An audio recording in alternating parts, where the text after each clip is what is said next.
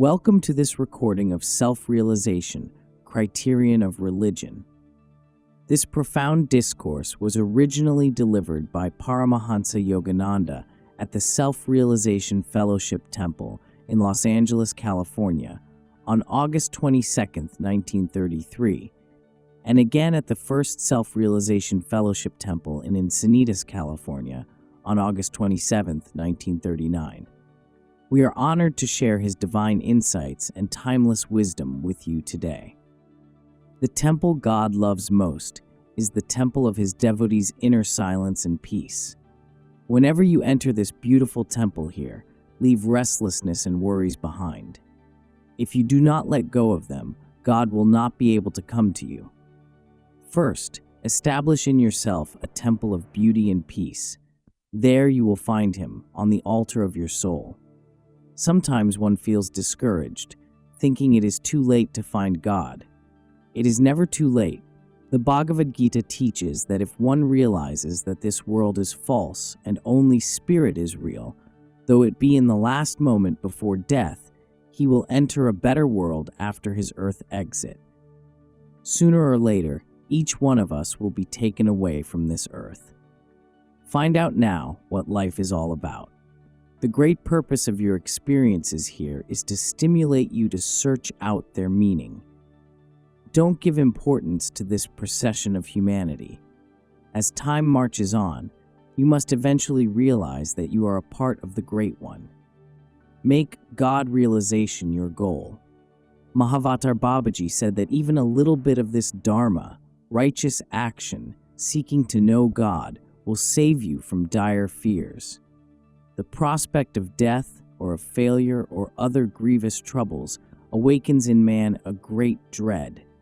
When you are helpless to help yourself, when your family cannot do anything for you, when no one else can give you aid, what then is the state of your mind? Why allow yourself to be put in such a position? Find God and anchor yourself in Him. Before anyone else was with you, who was with you? God. And when you leave this earth, who will be with you? Only God. But you won't be able to know him then unless you make friends with him now. If you deeply seek God, you will find him. Everything in creation is a temptation to lure you from God, but he is more tempting than any earthly temptation. If you attain even a glimpse of him, you will realize this, and you can find him by inner prayer and meditation and by strong determination. Your resolutions with God must be firm. He will not come so long as your mind is roaming elsewhere. He wants to come to you, but you don't let him. You would rather seek a little sense pleasure or spend your time on books or cocktail parties. So God says, "All right, my child, play on." If God is seeking anything, it is our love. He knocks at every heart and asks us to come unto him. But most persons don't want to go. Yet when they get into trouble or become sick, they are quick to call for him. He who makes friends with the Lord while he is prosperous and happy will always find God near when he needs him. But he who procrastinates in forming that relationship will have to fight his tests alone until, through wisdom and unconditional surrender, he finds the eternal friend. Out of this great mass of humanity, only a few are deeply seeking God. Where are they who thought this earth was theirs 200 years ago? All are gone, and from among them perhaps only a few understood the truth about life and became self-realized devotees of the Lord. Nevertheless, each succeeding generation thinks this life is real. For the little while you are here, you make much of this show. Don't become too involved in it. Find God. The scientist didn't make his discoveries by the use of blind prayer. He followed the laws of science. If you apply scientific spiritual laws with sincere devotion, God will be with you automatically. Open your eyes of devotion, for by continuous ardor plus application of spiritual law, you will find him. Spiritual development must balance material advancement. Different nations have specialized in different arts and sciences. India mastered the scientific art of God realization. I have come to teach you India's spiritual science. Unless a balance is created by developing spiritual realization along with advancement of the physical sciences, individuals and nations will be lost in misery and destruction. If today's world leaders were illumined by self-realization and worked together, they could within a few years banish war and poverty from the earth. Only spiritual consciousness, realization of God's presence in oneself and in every other living being, can save the world. There is no time to waste. It is your duty to do your part to bring God's kingdom on earth. Many persons hesitate to seek God, imagining that life will then have to be gloomy. Not so. The unalloyed happiness I find in communing with the Lord, no words can describe. Night and day, I am in a state of joy. That joy is God. To know Him is to perform the funeral rites for all your sorrows. He does not require you to be stoic and morose. This is not the right concept of God, nor the way to please Him. Without being happy, you will not even be able to find Him. The more peaceful you are, the more you will be able to feel His presence. The happier you are, the greater will be your attunement with Him. Those who know Him are always happy, because God is joy itself. People try to find happiness in drink, sex, and money, but the pages of history are filled with tales of their disillusionment. The time I have spent in meditation has made my life unimaginably fruitful. 1,000 bottles of wine could not produce the joy it has given me. In that joy is the conscious guidance of God's wisdom. When you are attuned with Him in this way, even though you unwittingly do wrong, it will be righted by the Lord's omniscient direction. If you make a poor judgment, it will be corrected by Him. Wait no longer. Whoever hears this message, know that I am speaking truth. It is His voice, His power, His authority.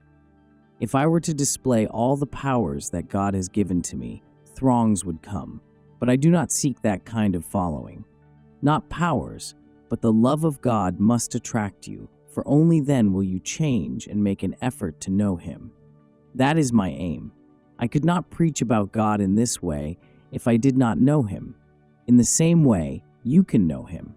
That is why I stress self-realization, which means you can know within your own consciousness that what I am saying is true. You don't have to believe, you can know. If I had 1,000 mouths, I would speak through them all to convince you.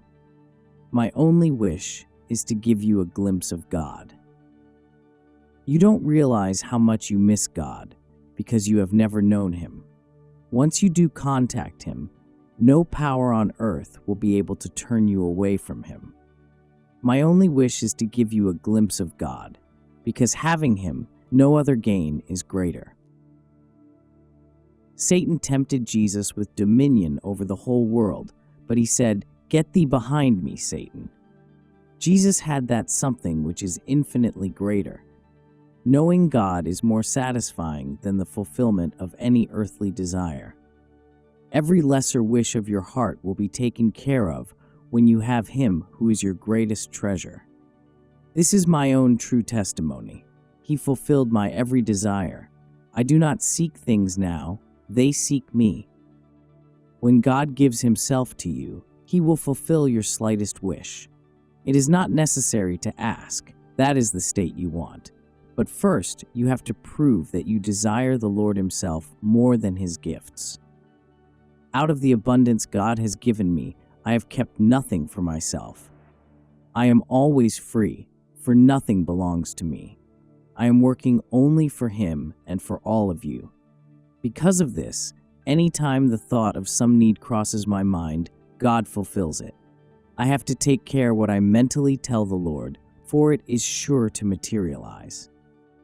This state of satisfaction no worldly prosperity can give. God is seeking you. You must seek Him. Follow this self-realization way. It will bring you to Him more quickly than any other path. I have tried all methods, and I entered this path on the basis of reason, not emotion. Through the demonstration of their own realization, the great masters of self-realization fellowship have shown that by following their way, you can find the Lord, you can be among the greatest of the spiritually great. Just as by learning from a great scientist, you can become a great scientist if you apply yourself. Charcoal does not receive and reflect the sunlight, but the diamond does. Charcoal mentalities, full of doubts and negation and spiritual slothfulness, cannot receive God. But diamond mentalities, sincere and full of faith and perseverance, receive and reflect the wisdom of divine consciousness. To most persons, religion is a matter of family tradition or social benefit or moral habit. They have no conception of the importance of religion. When I asked one man what religion he followed, he replied, "Nothing in particular. I changed churches according to convenience." Those who are not seeking God as the paramount necessity of life do not understand the meaning of religion. Why do all people seek money? Because they are conditioned to the thought that money is essential to supply the things they need for their well-being. They don't have to be told this. They simply know it. Why then do most people not understand the necessity of knowing God? Because they lack imagination and discrimination. Very early in life, I saw that theological and even scriptural answers to certain questions could never fully satisfy the soul unless their truth were experienced through realization and God communion. For example, when my mother died and when other loved ones began to be taken away from me, I rebelled inwardly against it, but no one could give me an explanation that satisfied me. I decided I had to go find the answer myself through my own effort. I am not going to accept this blindly, I vowed. I am going to find the answer from Him who is the maker of this universe. I sought directly from God the understanding of life's mysteries that I could not find in the teachings in the churches and temples. If religion could not satisfy me as to why some persons are born poor and some rich, some blind and some healthy, how could it convince me of the justice of God? The masters of India, by attaining God communion, found the answers to life's riddles through inner realization and showed us how we can do likewise. There are many kinds of religionists in the world, and each religion has its own cross-section of this diversity. There are those whose approach to religion is wholly emotional. When their feelings are played upon too much, they become hysterical with religion. But in an extreme display of emotion, one loses touch with God. Emotionally excitable types want pep in religion. When you lecture from the intellectual plane, they fall asleep. It is too dull, they say. But playing upon others' emotions is simply juggling with their minds. It is not giving them truth or God. The intellectual religionist delights in hearing about various theological or philosophical concepts, flattering himself that he is on a higher rung of divine understanding than the emotional religionist. But intellectual stimulation, also, is only another kind of drug, a different form of mental juggling that does not give the seeker what he really needs, any more than does overstirring of the emotions. Religionists who cling blindly to dogma will often parrot what they do not really understand or have not realized. When you ask them questions, they quote scriptures and tenets like spiritual victrolas. It is useless to reason with them because they are so sure they know it all. Dogmatic religionists are convinced that if you do not believe in a certain way, you are doomed. Science does not teach you in that way. It proves its points. And true religion satisfies the demands of your soul, not by words but by proof. I wanted never to be so dogmatic that I would stop using my reason and common sense. When I met my guru, Sri Yukteswar, he said, "Many teachers will tell you to believe. Then they put out your eyes of reason and instruct you to follow only their logic. but I want you to keep your eyes of reason open. In addition, I will open in you another eye, the eye of wisdom. Sri Yukteswarji gave me a teaching whose truth I could realize for myself. That is why I followed this path. No one can shake me from it. The liberalist is the other extreme of the dogmatist. He follows everything. In the belief that he is being broad-minded, he says, "All spiritual paths are good, therefore I will not bind myself to any one of them." While respecting all, it is better to adhere to one path than to be a religious butterfly, flitting everywhere. Avoid both false liberality and blind dogmatism. Cling dogmatically only to wisdom, and you will find God. Every effort one makes for God will be noticed by Him. However, if one doesn't follow a proven scientific way to God, his progress is comparable to riding in an old bullock cart. Sincere seekers will receive some realization, no matter what path they follow, but with only blind belief and mechanical prayers, it could take them incarnations to reach the Lord. Whatever religion you choose, give it a good test. Seek until you find the path most suited to the spiritual inclination of your heart and mind, and then be steadfast. Whatever you take up, give it a good test. In the same way, give the Self-Realization Fellowship teachings a chance.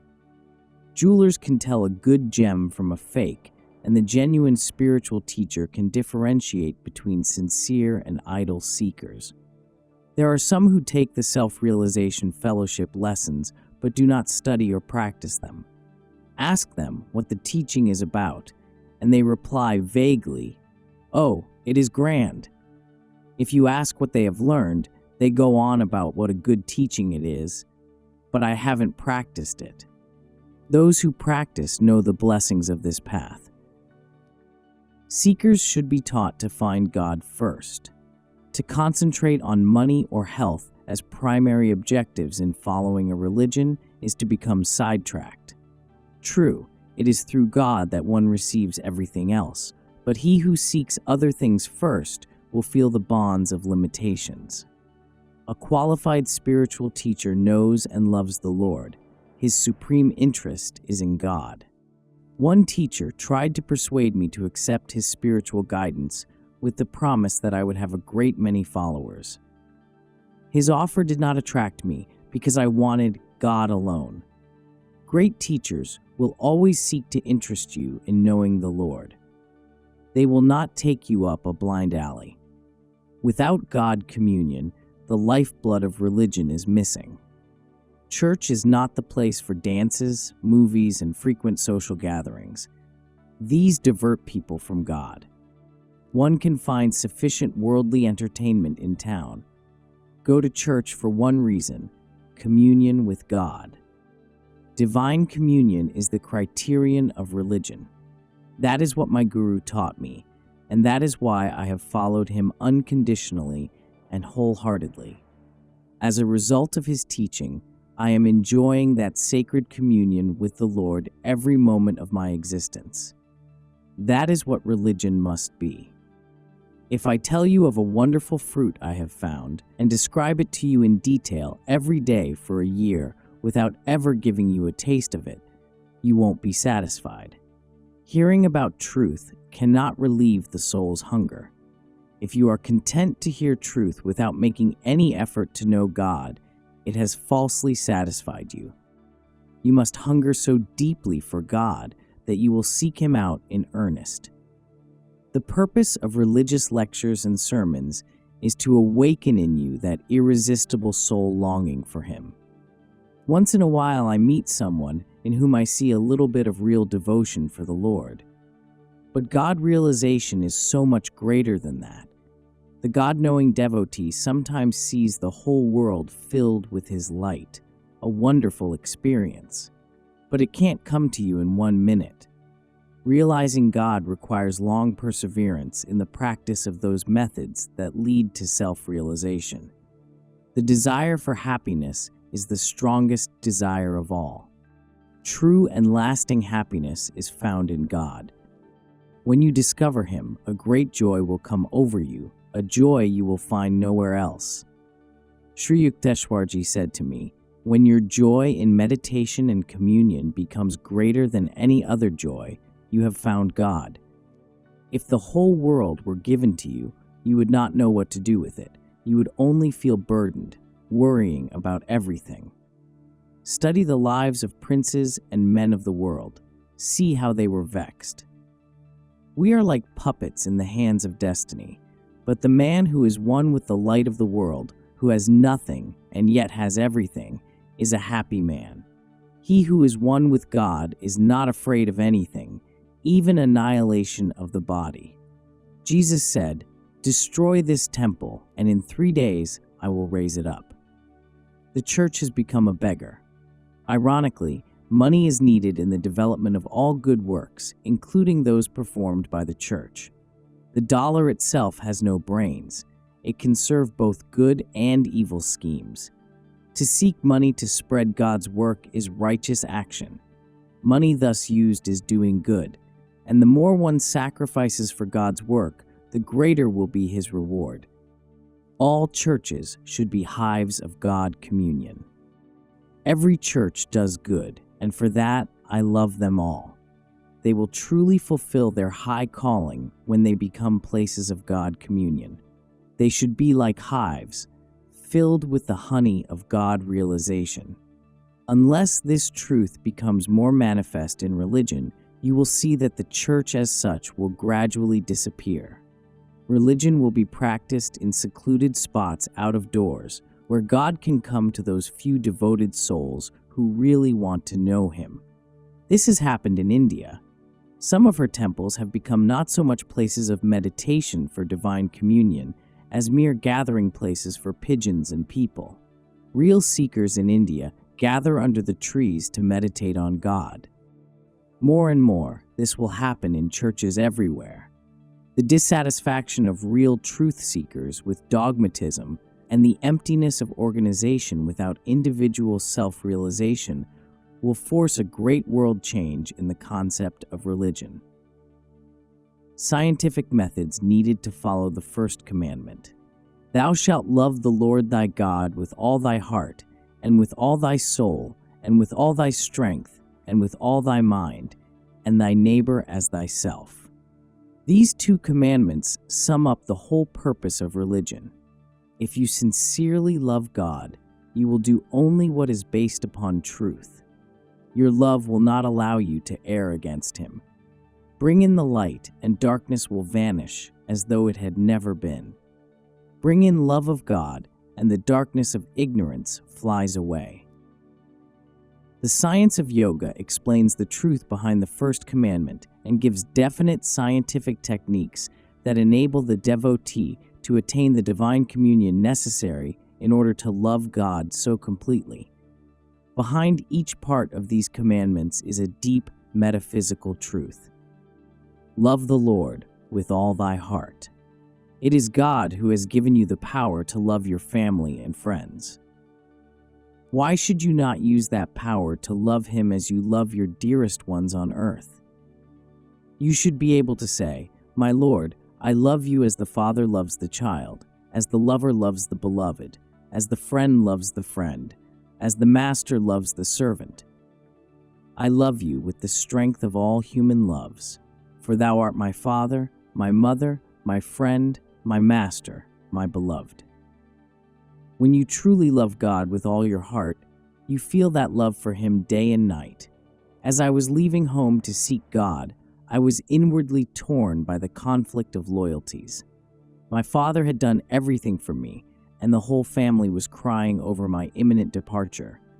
But the love of God was stronger, and I was able to overcome the limitations of familial love.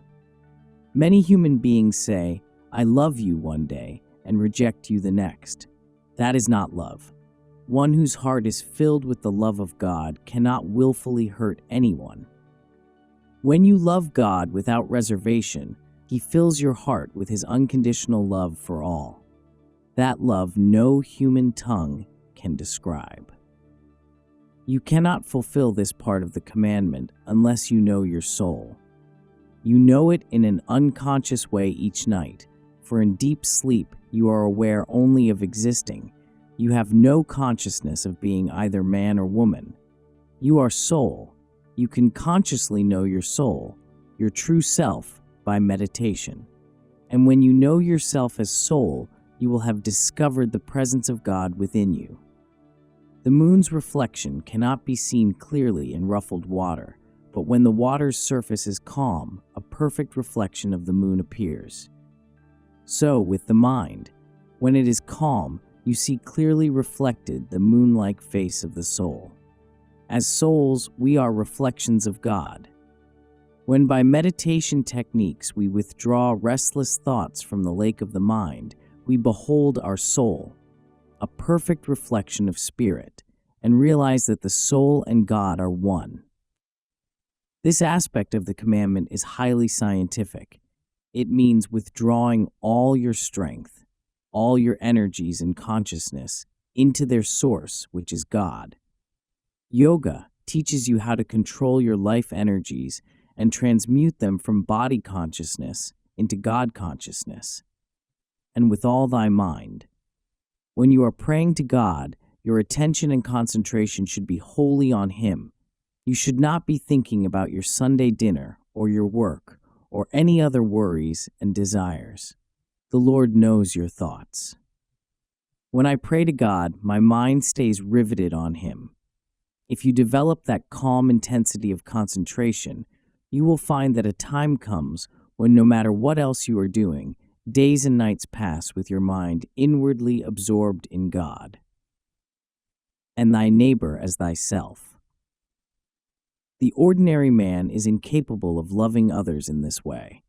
Self-centered in the consciousness of I, me, and mine, he has not yet discovered the omnipresent God who resides in him and in all other beings. To me, there is no difference between one person and another. I behold all as soul reflections of the one God. I can't think of anyone as a stranger, for I know that we are all part of the one Spirit.